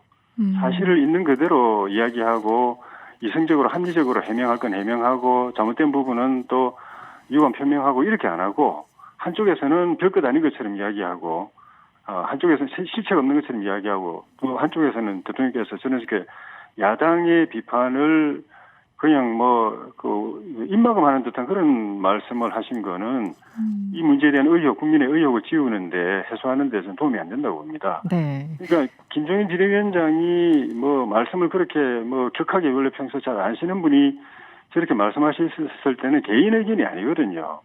많은 국민들이 그런 의혹을 갖고 의심하고 진짜 큰일 날 뻔한 것 아닌가라고 생각하고 사실의 그 의혹의 실체를 알고 싶어 하는데 그거를 대변한 건데 그건 김종인 위원장 개인이 혼자서 이렇게 돌출적으로 그런 생각이나 그런 발언을 했으면은 그분 한 분만 그냥 비난하면 됩니다. 입막하면 됩니다. 근데 그게 아니거든요. 알겠습니다. 대통령께서 네. 그런 식으로 하시는 건 저는 아니라고 봅니다. 좀 지나치다 이렇게 보시는군요. 예. 또 다른 질문 좀 드릴게요. 탄핵소추안. 네. 예. 이 사법농단 연루 의혹 판사에 대해서 탄핵소추안을 발의했습니다. 오늘 상당히 많은 의원들 161명이 예. 참여했는데 국민의힘에서는 반대하시는 입장이십니까?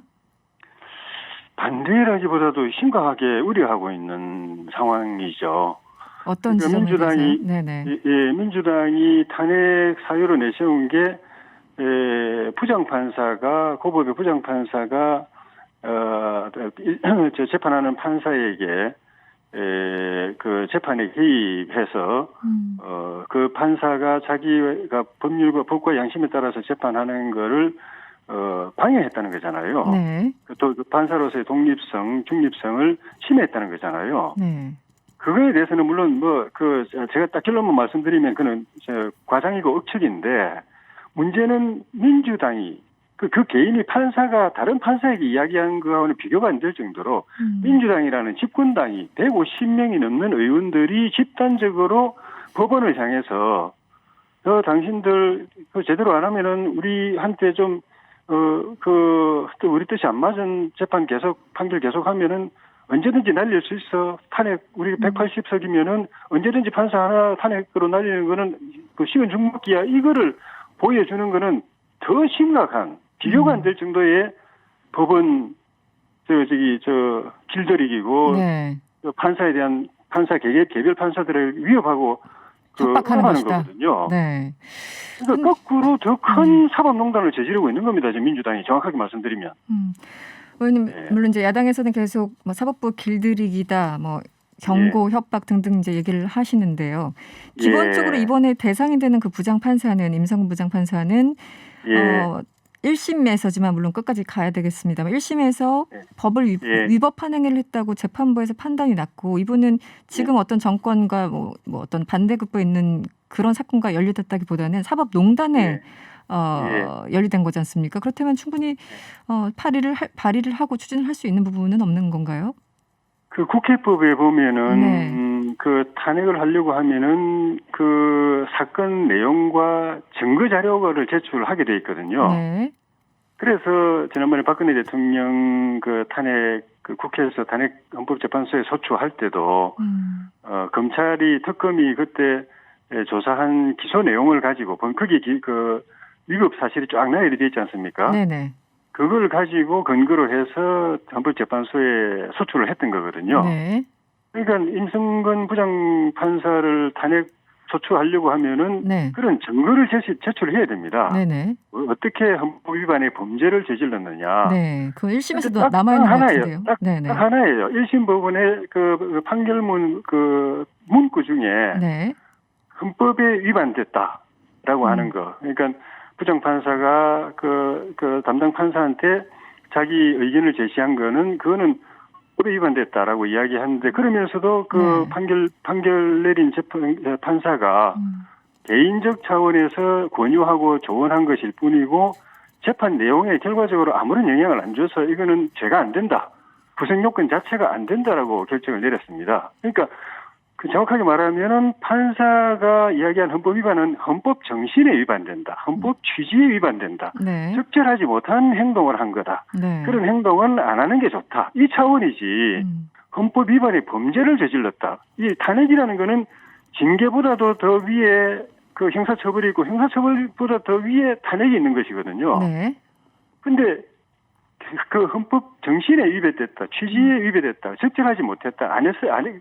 이런 행동을 안 하는 게 좋다. 이 차원을 가지고 탄핵까지 하고 다른 증거조사도 없습니다. 다른 증거 제출, 사실 제출도 없고 딱 그 문구 하나 가지고 이렇게 하는 거는 이거는 진짜 말이 안 되는 겁니다. 네, 이 안에도 법정 네. 출신들이 많으신데 네.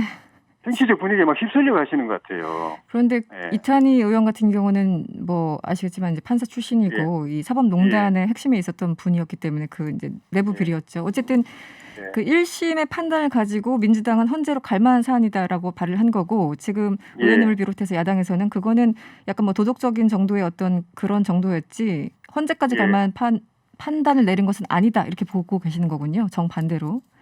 저는 법률가는 아니지만 전공을 헌법을 했는데요. 네네.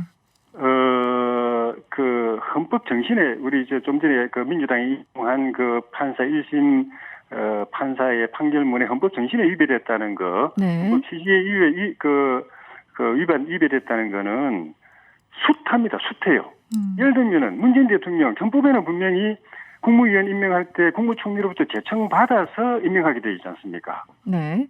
그런데 문 대통령이 지금까지 수많은 국무위원 임명하면서 총리로부터 제청받아가지고 임명한 게 몇 분이나 됩니까? 그리고 역대 대통령들 가운데 그렇게 한 사람이 몇이나 됩니까? 혹시 가끔씩 이제 쇼하듯이 청와대에서 다 인선 정해놓고 총리한테 주면서 이렇게 재청해서 올리라고 하는 시도를 한 경우는 가끔씩 있지만은 실질적으로 총리가 자기가 적임이라고 생각하는 사람 먼저 골라서 올리고 그걸 대통령이 그 중에서 뽑고 한 예가 거의 없습니다. 헌법 위반이에요. 네.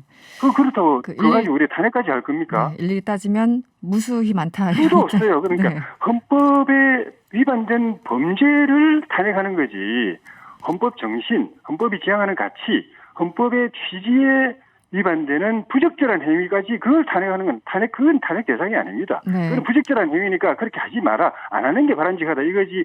탄핵을 통해서 형사처벌보다도 더 강한 처벌을 주는 그런 대상은 단순히 헌법 정신 위반이 아니라 범죄적 헌법 위반이 돼야 되는 겁니다. 네, 이탄희 의원과 어쨌든 전혀 다른 해석을 하셔가지고 다시 한번 질문을 좀 드려봤습니다.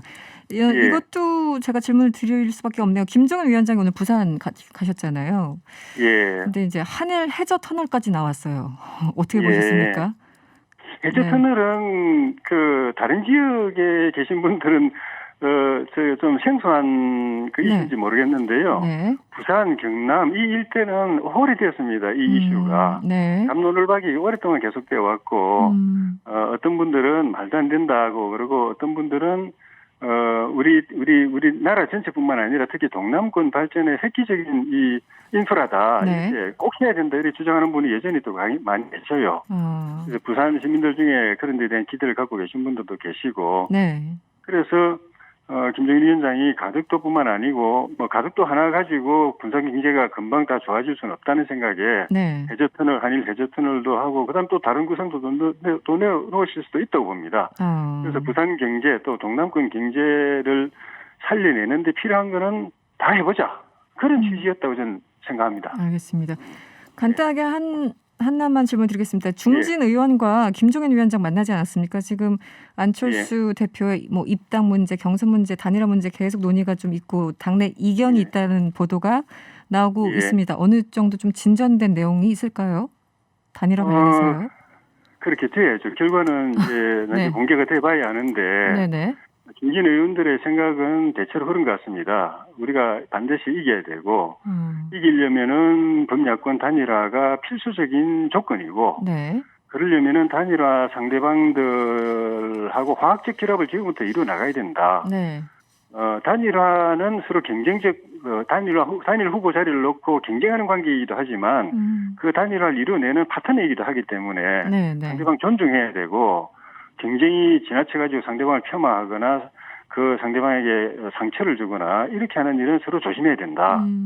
그리고 지금부터 우리 당내 후보 선출 절차를 밟고 있지만은 그게 완료되면은 또 바깥에 있는 분들하고 단일화를 해야 되기 때문에 네. 지금부터 물밑으로 서로 소통하고 협의하고 해야 된다. 뭐 그런 뜻으로 대체로 중지가 모여진 것 같은데요. 네. 그거를 김종인 비대위원장하고 서로 조율해서 네. 의견 통합을 이루기 위해서 하신 거니까 좋은 결과 기대하고 있습니다. 알겠습니다. 의원님 오늘은 여기까지 듣겠습니다. 고맙습니다. 예, 고맙습니다. 네, 지금까지 국민의힘 조혜진 의원이었습니다.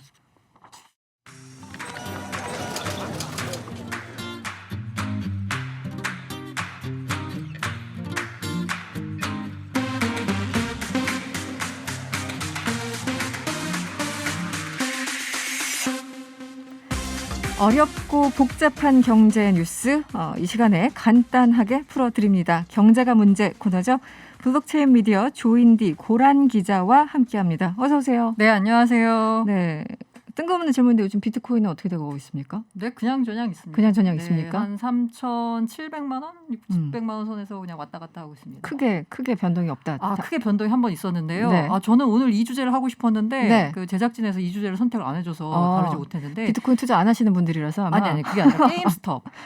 네네네. 게임스톱 사태 때 일론 머스크가 참전했었거든요. 맞아요. 네. 참전해가지고 일론 머스크 하면 테슬라 공매도 때문에 완전 당한 분이잖아요. 그렇죠. 근데 결과적으로는 테슬라가 이겼죠. 공매도 세력이 다 나가 떨어졌는데 이번 게임스톱 사태도 사실 촉발된 게 헤지펀드의 이제 공매도 세력에 저항하는 개미 군단의 진격이었잖아요. 네네. 근데 이 와중에 이제 일론 머스크가 뭐 이렇게 한마디 참전을 하면서 그 이제 게임스톱 가격이 더 올랐어요. 근데 이 와중에 그 일론 머스크의 트위터에 보면은 네. 그 자기 프로필란이 있잖아요. 거길 갑자기 비트코인으로 바꿨어요. 그러니까 진짜요? 갑자기 바꾸니까 이른바 그 비트코인에서 그 토요일이었나 일요일이었나 머스크 빔이 나왔습니다. 그래서 일론 머스크가 트위터 프로필을 비트코인으로 바꿨다 하니까 갑자기 순식간에 700만 원이 뛰었어요. 어머나. 물론 그러다가 다시 제자리로 왔지만 네. 사실 좀 지지부진하다가 오늘 또 오후에 갑자기 또 가격이 좀 올랐거든요. 한 200~300만 원 올랐는데 이유가 뭐냐면 그 미국 LA에서 지금 네. 현지에서 일론 머스크가 라디오 방송에 나와가지고 네. 이렇게 팟캐스트 같은 라디오 방송에 네네. 나와서 뭐 여러 가지 얘기를 하는데 그 와중에 이제 비트코인 얘기가 나와가지고 나는 비트코인의 지지자다. 그렇게 대놓고 라고 이제 얘기를 하니까 갑자기 또 머스크 빔이 나와가지고 그분은 계속 했던 참전을 상황입니다. 하시네요. 이래저래. 네, 그렇습니다. 어쩌자는 건지. 어쩌자는 건지. 그래서 요새는 모든 투자 뭐 펀더멘탈 분석 이런 거 다 필요 없다. 네. 머스크가 무슨 얘기하냐. 요거만 봐야 따라가자. 된다. 요거만 봐야 된다. 또 요즘 또 영어 공부 안 했는데 다시 좀 봐야 되겠네요. 네네. 알겠습니다. 뭐 일단 우리나라 얘기 먼저 좀 우리나라 하죠. 얘기하시죠. 네. 네네네. 일부 지방자치단체가 설 연휴 전에 지급하겠다. 재난지원금 오늘부터 지급이 시작됐어요? 네, 맞습니다. 네. 그래서 이제 일단은 그 국가 차원에서 중앙 정부 차원에서 주는 재난지원금 있잖아요. 이거는 선별 지급입니다. 뭐 아시다시피 뭐 제한 업종이라든가 금지 업종 뭐 이런 아니면 그 매출이 줄었던 업종 네, 이분들이 네. 이제 각각 받죠. 그렇죠. 그리고 뭐 자영업자 등등 받는데 프리랜서 분들 이거는 중앙 정부가 주는 게 아니라 지자체가 추가로 주는 겁니다. 네. 근데 이 지자체가 이제 지자체다 보니까 뭐 전국에 여러 개가 있잖아요. 크게 이제 어디를 주고 어디를 안 주냐 이걸 좀 구분을 해봤습니다. 네. 첫 번째 물론 안 주는 데도 있고요. 그렇죠. 예를 들면 서울 같은데. 서울. 근데 네. 이제 크게 둘로 구분을 하자면 보편 지급과 선별 지급으로 구분해 볼 수 있을 것 같습니다. 크게는 그렇죠. 이게 네. 지역마다 다 달라서요. 왜 내가 있는 지역은 얘기 안 해주냐라고 하시면 그냥 이렇게 하다 보니까 그냥 대표만 뽑다 보니까 빠졌다라고 이해를 해주시면 좋겠고요. 네. 이게 어쨌든 보편 지급이나 선별 지급이나 어쨌든 이번 지급의 특징은 뭐냐면 설 전에 서둘러 지급하겠다라는 거예요. 네. 어느 경우에든. 네. 이게 뭐냐면 어쨌든 선별 지급이든 보편 지급이든 약간 피해를 본 분들한테 이제 주는 거잖아요. 여기에 설 전에 지급하겠다고 하는 건 노린 효과가 하나 더 있습니다. 그러니까 돈이 돌게 하는 효과가. 그렇죠. 네네. 네, 그래서 이른바 이제 경제를 살리겠다. 그러니까 정말 피해를 입은 쪽을 지원해주는 복지 측면도 있지만 경기 활성화 측면에서 좀 경제를 살려보겠다. 지역 경제를 하는 의도가 담겨 있습니다. 그렇죠. 워낙 얼어붙어 있던 데다가 네, 또 맞습니다. 명절에 또 이렇게 뭐 가지도 못하는 상황이 많이 이제 연출이 되니까 이것저것 다 감안해서 빨리빨리 지원을 네, 하자. 맞습니다. 그런 그래서 취지. 이게 네. 크게 둘로 나눠보자면 이제 보편 지급이 있는데요. 네. 대표적인 것이 바로 경기도. 그렇죠. 여기 네. 경기도가 일단 사람도 많고 하니까 아마 제일 관심이 많을 텐데 맞아요. 네. 전 도민에게 1인당 10만 원씩 줍니다. 그리고 이제 2차, 지난번에 1차도 줬었잖아요. 네, 맞아요. 네. 재난 기본소득이다라고 이제 이름을 붙였거든요. 네. 오늘부터 온라인 신청을 받고 있고요. 신청해서 빠르면 오늘부터 바로 지급을 받을 수 있습니다. 특징은 지역 화폐 카드와 신용카드로 지급이 됩니다. 네. 아무 데서나 다 쓸 수 있는 건 아니고요. 네. 3개월 이내에 주민등록 주소지 시군군 내 연 매출 10억 원 이하 경기 지역화폐 가맹업소에서만 사용 가능합니다. 아, 그 지역에서만 쓰자 이런 거네요. 대표적으로 이 보편 지급이 이른바 경기 지역의 상권을 살리자라는 의도가 반영된 그렇겠죠. 지급이다라고 보시면 될 것 같아요. 네, 실제로 그 이충환 경기도 상인연합회 회장이 한 얘기가 1차 재난기본소득 지급했을 때 정말로 오지 않던 손님들이 전통시장 찾고 골목상권 찾아서 우리가 정말 득을 봤다. 네, 네. 이번에도 기대가 된다라고 이제 말을 했고요. 네.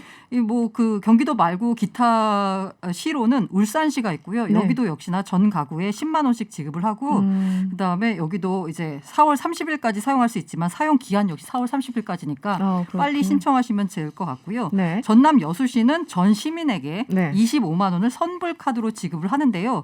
특이한 게 65세 이상은 현금으로 줍니다. 아, 뭐 이거 좀 복잡하니까. 네, 쓰기 이제 편하시라고 약간 그게 좋겠죠. 고령층 네. 같은 경우에는 아무래도 좀 뭐 선불 카드를 또 만들고 뭐 신청하고 하면, 하기가 귀찮으시니까. 네, 맞습니다. 그리고 1인당 10만 원씩 주는 데가 전남에 10개 시군구 등이 있고요. 그다음에 경남 고성군도 주민에게 여기는 상품권으로 10만 원을 주고 창녕군 같은 경우에도 상품권으로 10만 원씩 준다라고 합니다. 지금까지는 다 이제 그 보편적인 걸 말씀하시는 네. 거예요. 또 참고로 얘기하자면 경기 포천시가 사실 제일 많이 줍니다. 얼마를 1인당 20만 원씩 줍니다. 아, 여기는 네네네. 기본소득 20만 원을. 네네. 그렇군요. 네. 선별적으로 지급하는 지역은 어떻습니까? 대표적으로 인천인데요. 네. 자영업자와 전통시장 등의 핀셋 지원을 합니다.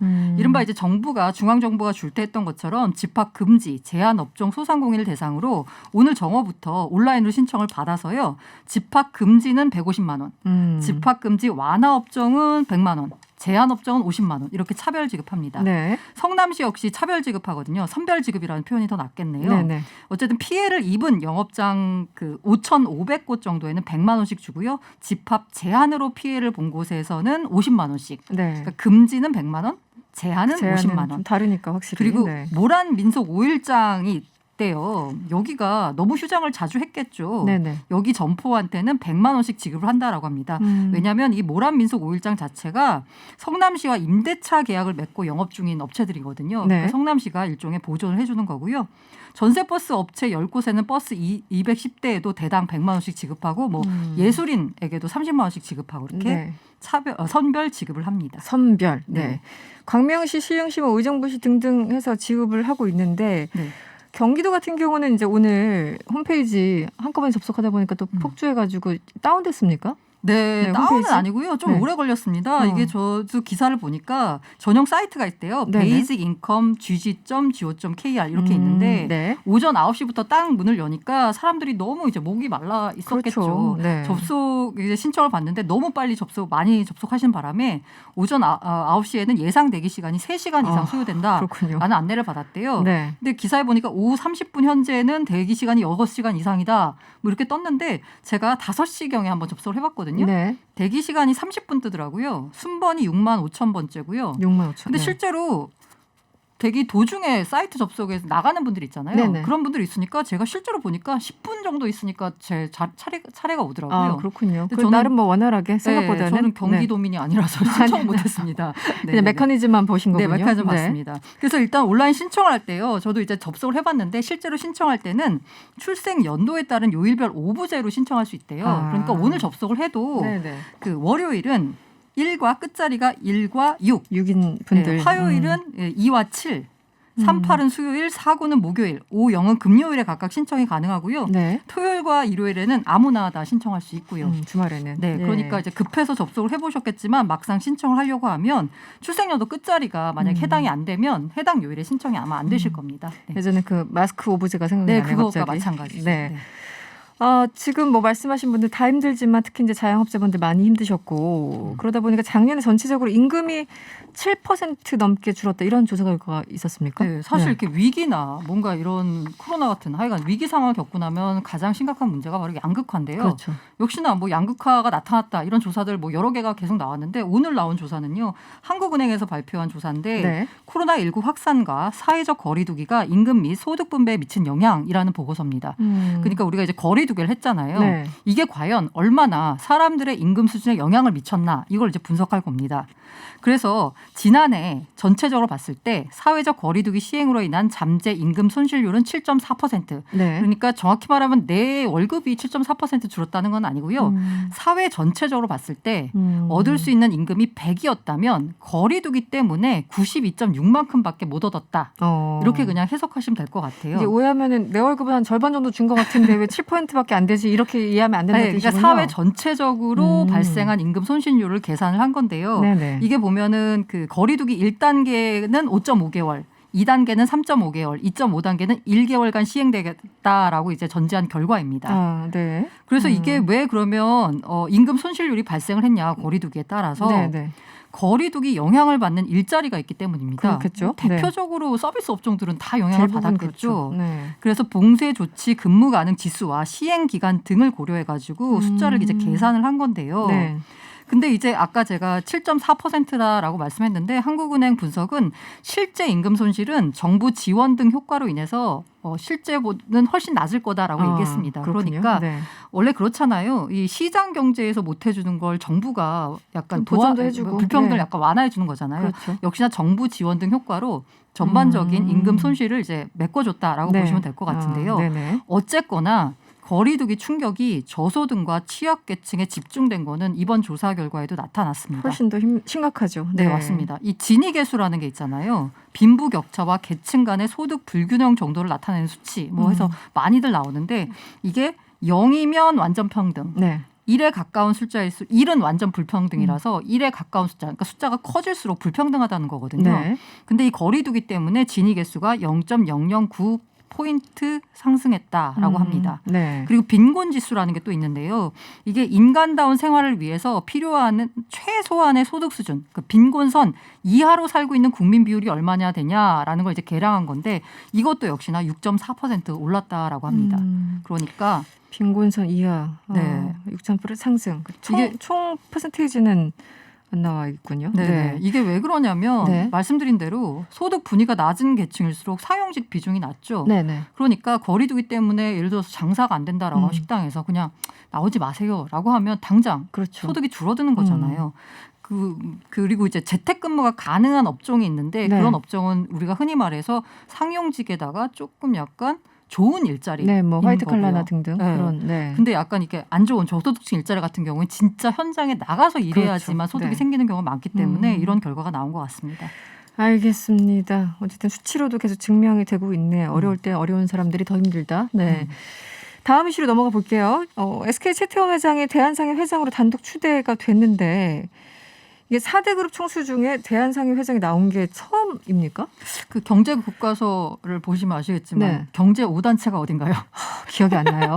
대체로 너무- 기억이 안 나요. 너무 네. 오래됐나요? 너무 오래됐습니다. 네. 이게 아마 지금 고등학생이나 중학생들은 잘 아실 텐데 바로바로 나옵니까? 네, 5개? 바로바로 네. 나옵니다. 네. 대한상의, 전국경제인연합회, 전경련? 전경련이라고 네네. 하죠. 한국경영자총협회, 경총, 한국무역협회, 무협, 중소기업 중앙회, 중기중앙회 등 5개 단체를 의미합니다. 네. 근데 이 가운데 사실 과거 50년간 재계의 맏형은 전경련이었습니다. 주로 전경련이었죠. 네, 앞장서서. 전경련회 시장단 모임이 어쩌고저쩌고 네네. 뉴스에서 아마 많이 보셨을 거예요. 네네. 근데 전경련이 사라졌습니다. 어느 순간에. 왜 사라졌는지 아시죠? 네. 이게 국정농단 2016년 네네네. 국정농단 사건 때 돈 전달하고 뭐. 네네. 전경련이 사실 거의 중심에 있었잖아요. 그러면서 거의 사실상 거의 해체 수준에까지 와 있어서 네. 입지가 상당히 좁아져 있는 상황입니다. 역할 자체를 아예 정말 없어졌다라는 게 아니라 네네. 입지가 좁아진 거죠. 네. 사실 이제 네. 말씀드린 대로 이제 재계 맏형이 전경련이었고요. 이 경총이라고 하는 건 사실 그 노사 경영자총 그렇죠. 연합회잖아요. 네네. 그러니까 약간 노사 문제를 총괄하는 중소기업은 중소기업 중앙회. 네. 이름대로 이제 중소기업 중심이었던 거고 있고 그리고 무역 관련 애로사항 무역협회는 사실 뭐 이렇게 재계 문제라기보다는 무역 관련된 약간 이런 걸 했었기 특징이 있는 거죠. 네. 그렇기 때문에 사실 대기업과 관련된 우리나라 그 주로 경제가 이제 대기업 중심으로 돌아가다 보니까 정경련을 중심으로 움직이다가 정경련이 이렇게 거의 사실상 해체 수준까지 왔기 때문에 갑자기 부각한 그 경제 5단체 중 하나가 대한상입니다. 약간 대체제처럼 돼버린 건가요? 이 대한상이 같은 경우에는 전국 73개 지역별 상공회의소에서 18만여 개 크고 작은 기업을 회원으로 갖고 있습니다. 그 이제 박용만 회장이 2013년부터 대한상을 이끌어왔거든요. 영향력이 커졌고요. 여기가 보면 대기업뿐만이 아니라 중소기업까지 경제계를 아우르는 단체가 되니까 경제단체의 거의 1등 정도로 이제 부상을 한 거죠. 게다가 이제 문재인 정부 출범 후에는 대통령 해외 순방 때 사실 예전에는 전경련에서 이렇게 약간 조절을 했었거든요. 근데 이번에는 상의를 중심으로 경제인 수행단을 꾸리는 추세가 되면서 대한상의로 점점 이제 의견 중심 축을 옮겨가기 시작했습니다. 그러면서 대한상의가 어쨌든 이 경제단체 맏형이다 보니까 여긴 좀 이렇게 중량감 있는 인사를 좀 회장으로 추대하자라는 모임이 있었고요. 그러면서 사실상 그 최태원 회장이 이른바 이제 나이로 봤을 때도 이 4대 그룹의 회장인과 동시에 연배도 가장 높기 때문에 지금 뭐 여러 분들이 다 이제 후선으로 이제 물러나셔서 그러다 보니까 이제 적임자로 자연스럽게 꼽혔고 최태원 회장 역시 기업인으로서의 책임을 마다하지 않겠다라면서 약간 수락하는 분위기가 연출이 되면서 자연스럽게 최태원 회장이 대한상공회의소 회장으로 단독 추대가 됐습니다. 그렇군요. 전경련에서 이쪽으로 무게중심이 옮기다 보니까 그 대표할 사람들의 무게도 더 무거워지는 그런 상황이 돼버렸군요. 알겠습니다. 그러면은 또 다른 활동이 기대되고 있겠네요. 왜냐하면 최태원 회장은 여러 이제 이슈를 타고 있는데 어쨌든 이것까지 맡게 되면 굉장히 앞으로 활동력이 커지겠어요. 게다가 이제 최태원 회장 가끔 이렇게 제가 어디 무슨 그 강연 같은 데서나 아니면은 뭐 직원들 상으로 메시지 보내는 거 보면 굉장히 그 ESG라고 해서 환경, 사회, 지배구조 이런 문제나 아니면 사회적 가치 창출 이런 부분에 대해서 되게 신경 쓰세요. 어느 순간부터. 그래서 아마 물론 이제 기업도 운영도 중요하지만 이렇게 경제 전반을 조금 옳은 방향으로 유도할 수 있는 곳에 약간 회장이 되셨으니 목소리 좀 낼 수 있겠다. 좋은 좀 방향으로 이끌어 주시길. 다른 분들이 잘 따라줄지는 좀 나중에 보겠습니다. 알겠습니다. 지금까지 조인디의 고란 기자였습니다. 오늘 고맙습니다. 네, 감사합니다. 개미는 오늘도 열심히 일을 하네. 개미는 언제나 열심히 일을 하네. 개미는 열심히 투자한 개미. 돈과 함께하고픈 모든 분들을 위한 코너죠. 주식계의 요정 이베스트 투자증권 염승환 부장과 함께합니다. 안녕하세요. 네, 안녕하세요. 네. 미국 게임스톱 주식을 둘러싸고 헤지펀드 그리고 개미들 간 싸움이 있었는데 일단 개인들이 승리했다 이런 보도가 나오고 있습니다. 이 싸움은 지금 어느 정도 진행됐고 앞으로는 어떻게 되는 겁니까?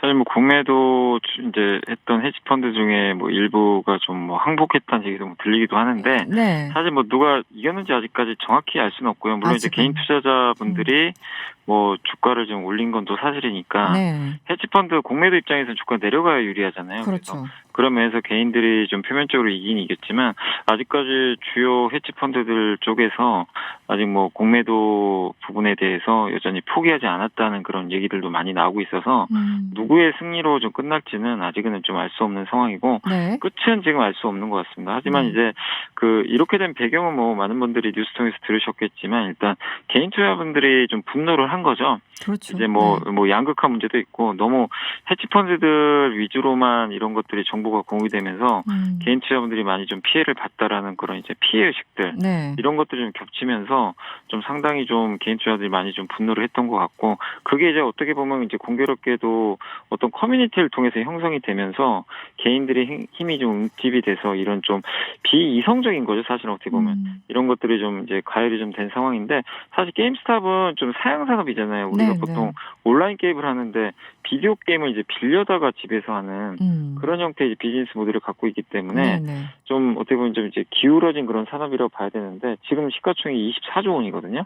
그러면 이제 우리나라의 LG생활건강이나 SK랑 비슷한 규모인데 사실은 이제 이 펀더멘탈 상으로는 좀 그 이해가 안 되는 그런 네네. 축구의 흐름이죠. 근데 네네. 어쨌든 지금 이런 것들 때문에 계속 이슈화가 되고 또 개인들이 지금 인터뷰한 기사들 보니까 네. 누구도 쉽게 팔지 않겠다는 얘기들을 계속 하고 있더라고요. 그래서 아. 어디까지 갈지는 지금 모르는 상황일 것 같아요. 그래서 네. 언젠가는 가격은 당연히 전 정상화된다고 보지만 지금 당장 뭐 이 이슈가 끝난다 이렇게 보기엔 좀 아직은 어려운 상황인 것 같습니다. 치킨 게임처럼 갈 건지 좀 봐야 될 것 같은데 네. 이 게임스톱 공방이요. 우리 주식 시장에도 미치는 영향이 좀 있습니까? 지난주까지는 영향을 좀 줬죠, 일부. 왜냐하면 이제 지난주에 그 베트남 증시가 한번 거의 하한가를 갔었고요. 네. 거의 전 종목이. 그게 우리나라도 마찬가지인 게 외국인들이 대량 매도를 했는데 신흥국에서 일부 이제 외국계 자금이 좀 빠져나오는 게 확실히 보이긴 보였습니다. 왜냐하면 이제 공매도 리스크에 대비해서 헤지펀드들이 현금 확보 차원에서 이제 주식을 일단 던졌다는 그런 얘기들이 나왔는데 물론 이제 그게 모든 걸 말해주진 않지만 네. 어쨌든 그 부분이 외국인들의 매도에 일단 영향을 줬는데 근데 이번 주 이제 오늘 들어와서 증시가 다시 급등을 했잖아요. 네. 그래서 그런 거 보면 이게 그 단기적인 좀 이슈로는 좀 영향을 줬지만 중장기적으로는 좀 영향은 좀 제한적이다. 왜냐하면 이거는 그냥 수급적인 문제지 사실 기업의 실적이나 국가 경제하고는 아무런 상관이 없는 이슈거든요. 그렇죠. 네네. 그래서 좀 제한적인 영향을 좀 줬다 이렇게 보시면 되겠고 오늘 국내 증시가 급등한 배경은 한 가지만 더 말씀을 드리면은 네. 일단 제가 봤을 때는 지난주에 중국의 단기 금리가 너무 급등을 했어요. 유동성을 이제 중국 당국이 회수를 하면서 좀 중국의 금리가 좀 너무나 튀면서 긴축 우려가 있었는데 네. 오늘 중국의 인민은행이 또 유동성을 많이 투입을 하면서 중국의 금리가 다시 급락 반전해 버렸습니다. 네. 그러니까 오늘 그 발표가 나면서부터 증시가 갑자기 상승폭을 막 키우더라고요. 그래서 실제 국내 증시에 좀 더 영향을 줬던 건 좀 게임스타 사태보다는 중국의 좀 긴축 우려 이게 좀 더 컸지 않았나 이렇게 보고 있습니다.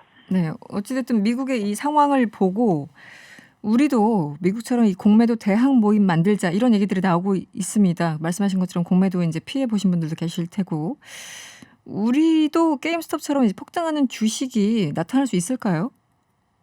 일단 오늘 나왔어요 이미. 오늘. 네. 예, 일부 바이오 기업들이 아. 저도 저거 보면서 예, 좀 의아하긴 했는데 네. 주말에 그런 얘기들이 좀 돌았거든요. 일부 바이오 공매도 많은 기업들 게임스타 사태처럼 좀 뭐 일부 영향 받지 않겠냐 그런 네네. 기사들이 나왔는데 실제로 오늘 주가들이 뭐 10% 이상씩 그 기업들이 주가가 급등을 했습니다. 제가 뭐 종목명까지 얘기하기는 좀 그렇지만 네. 그래서 실제로 한국의 그런 또 일부 어떤 단체에서 공매도를 뭐 영구히 폐지하자 네네. 그런 또 운동도 지금 오늘 펼친 걸로 알고 있거든요. 네. 그래서 이게 우리 한국 증시의 일부 기업들한테도 영향을 일단 이미 좀 주고 있다. 이렇게 좀 보시면 좀 좋을 것 같고. 네. 다만 이제 우리 한국은 아직 공매도가 금지돼 있잖아요. 그렇죠. 금지된 상태에서 지금 뭐 그 게임스타처럼 뭐 계속 이런 이슈들이 계속 나오기는 좀 어렵다고 보는데 문제는 공매도가 언젠가는 제기가 될 텐데 사실 한국과 미국은 어쨌든 일단 저는 좀 다르다고 좀 보고 있고 네. 미국과 좀 한국은 시스템 자체도 약간 좀 다른 모습들이 있기 때문에 꼭 미국에서 이런 사태가 벌어진 것처럼 한국이 공매도가 제기됐을 때 기업들이 뭐 게임스타처럼 급등하거나 그러기는 좀 쉽지 않다고 봅니다. 오히려 이게 공매도가 재개되면 사실은 좀 이게 공매도라는 게 하락에 베팅하는 쪽이잖아요. 네네. 일부 중소형주들한테는 조금 악재가 될 수도 있기 때문에 저는 게임스탑 사태랑 좀 한국은 좀 다르다. 이렇게 좀 말씀을 드리고 싶고 네. 어쨌든 그거보다는 한국 기업들의 지금 뭐 실적이라든가 이런 부분도 지금 전혀 문제가 없는 상황이고 여러분들이 뭐 너무 공매도 이슈에 저는 함몰되지 마시고 네. 시장의 본질은 실적이거든요. 근데 오늘 수출 데이터도 잘 나오고 하니까 여러분들 너무 이런 공매도 이슈보다는 그냥 각 기업들의 실적에 좀 더 주목하시는 좀 한 주가 되었으면 하는 바람입니다. 네. 끝으로 간단하게 이번 주식 시장 전망해 주시면 어떻습니까? 네, 이번 주 오늘 수출 데이터가 발표됐는데 되게 잘 나왔고요. 네. 그다음 이번 주 목요일 날 아마 정부에서 건설 공급 대책이 아마 나올 것 같아요. 그래서 건설주들에 대해서도 좀 꾸준히 관심 있게 보시고 여전히 아까 말씀드린 대로 한국 기업들의 뭐 보통 반도체, 2차 전지, 전기차 섹터 이런 대표 기업들의 지금 수출 데이터가 너무나 잘 나오고 있기 때문에 펀더멘탈은 전혀 걱정하지 않으셨으면 좋겠습니다. 그래서 네. 3,000 오늘 이하에서 한번 반등이 나왔는데 3,000포인트를 일단 좀 저점으로 보시고 네네. 지금은 좀 하락시마다 비중 조금 늘려가는 전략 필요할 것 같습니다. 알겠습니다. 고맙습니다. 네, 감사합니다. 네, 지금까지 이베스트 투자증권 염승환 부장이었습니다.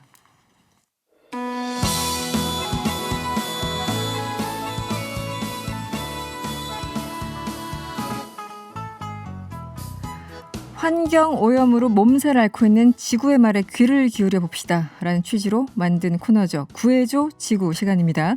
오늘은 그린피스 최은서 캠페이너와 함께합니다. 안녕하세요. 네, 안녕하세요. 네, 오늘 친환경 자동차 이야기를 나눠볼 텐데요. 먼저 친환경 자동차 종류가 여러 가지 있을 것 같기도 하고요. 어떤 것들이 해당되는지요? 네, 캠페인에서는요. 배터리 전기차 그리고 수소 전기차 등 무배출 자동차만을 친환경 자동차로 분류를 하고 있습니다. 네. 국내의 친환경 자동차법에 따르면은 하이브리드와 플러그인 하이브리드도 친환경차에 포함되긴 하고 있는데요.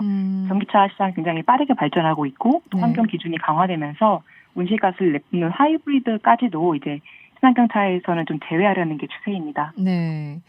뭐 기준이라는 게 지금 말씀하신 그 기준인가요? 뭐 수소차 이외에 그러니까 뭐 디젤, 가솔린, 하이브리드 뭐 등등 있는데 다른 데보다 조금 엄격하게 이 그린피스에서는 나름의 기준을 세우고 계신 건가요? 지구의 지금 위기를 막기 위해서 온실가스를 배출하지 않는 그 무배출 자동차만을 기준을 잡고 있는 거죠. 그래서 친환경 자동차다.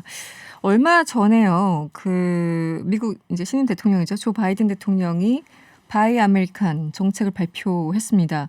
정부의 관용차를 모두 전기차로 바꾸겠다 얘기를 하던데요. 지금 미국은 전기차 보급 확대 어느 정도일까요? 굉장히 적극적이라고 말씀드릴 수 있을 것 같습니다. 네네. 말씀하신 것처럼 이제 미국 조 바이든 대통령은 친환경 인프라에 한 2조 달러를 투자할 계획인데요. 2,300조 원 정도 드는 돈입니다. 네. 이 돈의 대부분이 전기차 전환에 쓰인다고 이제 알려져 있고요. 네. 2030년까지 미국의 전기차 충전소를 50만 개 더 투자하고 또 전기차 관련된 세제 혜택은 물론이고 전기차를 생산하는 기업들에게 인센티브를 더 준다고 이제 발표가 났고요. 네. 뭐 공용기관차 300만 대를 모두 전기차로 바꾼다는 그런 이야기를 하고 있습니다. 네. 2,300조 원 우리나라 돈으로.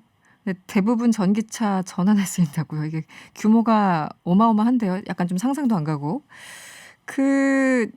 존 캐리, 그러니까 전 국무장관이죠. 미국 기후 특사로 지금 임명이 된 것 같은데요. 최근에 여러 가지 발언들을 하고 있어요. 어떤 겁니까? 네, 전기차 관련돼 가지고 되게 또 인상적인 발언을 한 게 있는데요. 네. 존 캐리 특사의 말에 의하면은 전 세계가 2050년 탄소 중립을 달성하려면은 재생에너지 보급은 지금보다 6배 빨라져야 되고 전기차 전환도 22배 빨라져야 된다라고 굉장히 강조해서 말을 했습니다. 네. 이제 그만큼 미국은 기후 위기를 보장하던 이 전 행정부, 트럼프 행정부의 과거를 좀 지우고 전기차의 산업을 기준으로 기후 리더십을 되찾겠다는 그런 행보를 보이고 있다고 말씀드릴 수 있을 것 같습니다. 네. 바이든 정부가 트럼프 정부에 비해서 모든 게 반대고 이제 가장 적극적인 게 기후 변화 문제, 환경 문제인데요. 어쨌든 이 전기차에 대한 관심, 기본적인 그런 철학이 배경으로 깔려 있는 것 같아요. 네, 맞습니다. 네. 설명 좀 해주시죠. 네. 전기차에 관심이 높은 이유가 뭘지. 미국 정부가 이제 전기차에 관심이 굉장히 많은 이유는 기본적으로는 기후 위기 때문입니다. 이제 지구 온난화로 이상 기후 현상들이 계속 너무 일상적으로 벌어지고 있지 않습니까? 네네. 작년 같은 경우 지구 온도가 관측사상 가장 뜨거웠다고 하고요. 이제 지구 온난화를 가속화하는 이산화탄소량도 인류 역사상 가장 높은 수치를 기록했다고 이제 알려져 있습니다. 네. 미국도 마찬가지겠지만은 전 세계적으로 이런 이상 기후, 장마, 가뭄, 산불, 최근에 한파가 지속되면서 이런 탈탄소 사회에 대한 시민들의 요구 굉장히 강화되었고 또 중국과 함께 굉장한 온실가스 배출국인 미국이 그 부담을 많이 느끼고 있는 상황이고요. 또 놓치지 않아야 할 중요한 포인트는 일자리인 것 같습니다. 네. 바이든 대통령이 전기차 전환으로 거의 100만 개가 넘는 새로운 일자리를 만들겠다고 굉장히 호언장담을 했거든요. 네네.